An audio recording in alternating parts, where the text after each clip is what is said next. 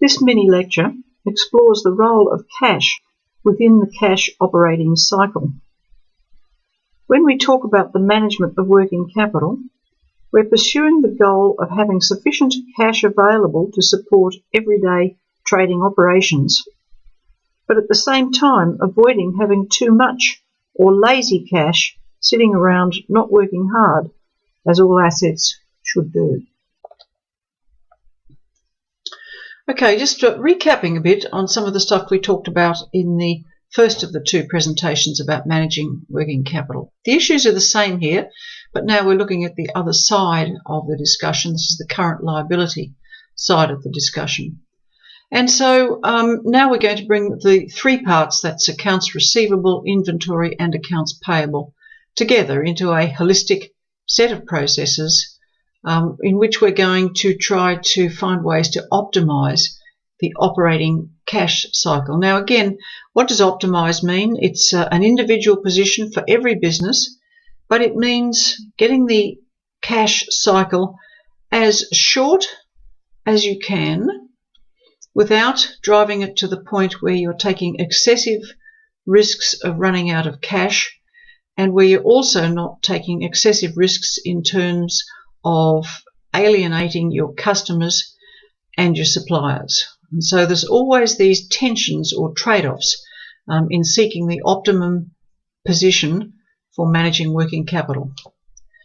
So what are we looking at here? The operating cash cycle is the time period between the payment for purchase of goods and the receipt of cash from the sales of those goods. So the money goes out to purchase goods, which may be either finished inventory or perhaps it's materials to go into manufacturing inventory.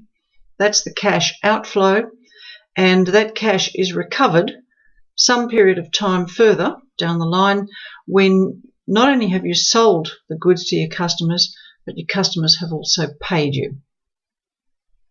So here's the position. The longer that takes, the longer the recovery of cash takes, the greater are the financing requirements of the business. The longer the cycle takes, the greater are the financial risks, because of course you have more cash employed in the working capital cycle. You're also taking credit risks with your customers, and you're also taking holding risks with your inventory. So efficient management of working capital does call for minimisation of operating cash, but that minimisation must be consistent with the context in which you find yourself operating. In other words, you are part of an industry, and if you try to operate differently from the industry, you may find that your customers will flee. So consistent with industry context, consistent with the risks which surround every aspect of managing working capital, and also the desired service levels which management will set by way of policy. We should ask ourselves, why do we have any cash at all in the short term or the operating cash cycle? And there are three good reasons. First is that you have to have enough liquidity to meet your day-to-day needs. In other words, you must be able to pay your bills as they fall due. If you can't do that, you're deemed to be insolvent and you must cease trading. So you must have enough cash for transactions. The second one is about risk management. It's a precautionary motive. There will be unexpected fluctuations and demands. There always are on cash. And in order to manage those, sometimes unforeseen and sometimes just events just happen, you need to have a buffer. And that cash buffer should be enough to absorb any unexpected, hopefully smallish, short-term risk or cash shortfalls, cash demands sometimes. There is a speculative motive also, and that is to be able to take advantage of opportunities. Be careful about that one. It's a valid motive. However, if you have excess cash just sitting around and the off chance that there might be an opportunity that pops its head up, you run the risk of having excessive cash invested in your operating cycle, and if that cash is not working, then it's costing you but not delivering any value. So you come to the bottom line here. Holding too much cash is an inefficient use of resources, and there are always costs associated with resources, and if you have more resources than you actually need, then you're incurring costs for no good purpose. On the other hand, holding too little lays you open to the possibility of operating risks, of inefficiency, and ultimately may cause you to have to take emergency action to raise cash in the event of an unforeseen emergency. So all of these things are attributes of the business and the economic environment and the industry that you need to consider when you are deciding how much cash to hold. By now, I hope you will have realized that the amount of cash that you hold is not an accident. It is something that you must plan in great detail.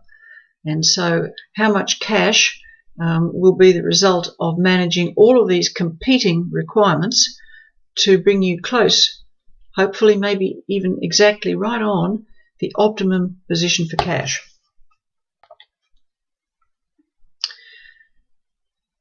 Now, one way of controlling the amount of cash is to plan it and forecast it in great detail. So part of the budgetary process is forecasting all of the elements of cash inflow and of cash outflow, and then putting that together in a detailed cash budget. And that's the first test of the feasibility of your budget. If you go through the whole budgeting process and you finally come up with your cash forecast and you look at that, and perhaps it might show you running very significantly short of cash at a particular period of time, or perhaps alternatively it might show that you're building up enormous amounts of cash that you actually don't appear to need to hold. Either of those is bad, and either of those should cause you to go back to the assumptions that you've made in building your budget and to look at how you can fix those, because either of them is dangerous and costly. How do you do this forecasting? You have to draw on past experience, and you have to forecast with great detail and great realism. Now, as part of this process of forecasting cash, we must agree that there will be a target cash balance with upper and lower limits. That's the buffer that I referred to a moment ago. You need to have some positive buffer of cash just in case. It's the risk management side of things that you must be able to lay your hands on a certain amount of cash, and that will be the target that you agree, for what are realistically expected to be unforeseen requirements. Now, once you've done all of this judgment and budgeting and forecasting and assessing the feasibility, what you're then able to do is identify any future surpluses and any future deficits. And you can plan for what to do with those in advance. If you identify surpluses, then you'll be able to plan an investment strategy, which would probably be a short-term investment strategy. Maybe you'll put that money out on the overnight money market, or maybe it'll be a 90-day bill that'll give you some interest return, or maybe you don't need to have that amount of cash, in which case you can actually reduce the amount of funding for working capital. If you foresee a deficit coming, then you should probably be either down to the bank to ask for an overdraft facility for when that hits, or again, perhaps you need to put in place more working capital cash in order to allow you not to run into that sort of deficit. Now, the idea here is that you'll be shifting any excess cash into earning environments and then shifting them out again when you need to draw them down. So the cash will be ebbing and flowing, and you'll be investing and pulling it off investment as you need to.